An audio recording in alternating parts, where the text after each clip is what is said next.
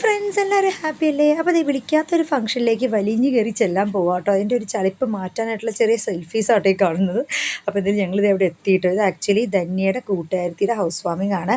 അവർക്കത് ഈ സൺഡേ ഉള്ളതായിരുന്നു. പക്ഷേ ഇങ്ങനെ അൺഎക്സ്പെക്റ്റഡ് ആയിട്ടൊരു മരിപ്പ് വന്നതുകൊണ്ട് അത് അവോയ്ഡ് ചെയ്തതാണ്.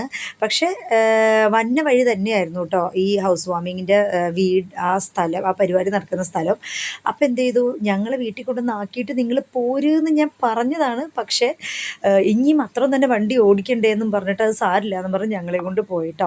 അപ്പോൾ ആകെ ഒരു ചളിപ്പോടെയൊക്കെയാണ് കയറി ചെന്നെങ്കിലും നല്ല ഫാമിലി കേട്ടോ. അവർ ഇതാണ് കേട്ടോ ആ ഫാമിലിയിലെ ഹസ്ബൻഡും വൈഫും ധനിയുടെ ഫ്രണ്ടിൻ്റെ ഹസ്ബൻഡും. അപ്പോൾ അവർ ഭയങ്കരമായിട്ട് നമുക്ക് നമ്മുടെ ഒരു മുൻകൂട്ടി പരിചയമുള്ളൊരു വീട്ടിലേക്ക് ചെന്ന് കയറിയ പോലെയൊക്കെ ഒരു തോന്നലായിരുന്നു കേട്ടോ.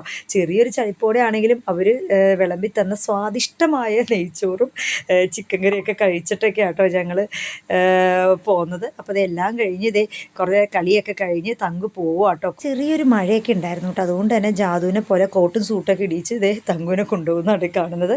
ഞങ്ങൾ ടാറ്റയെ കൊടുത്ത് വിടുകയാണ്. ഇത്രയേ ഉള്ളൂ ഞങ്ങളുടെ ഇന്നത്തെ വിശേഷം. വീണ്ടും വരാം. അതുവരേക്കും ബൈ.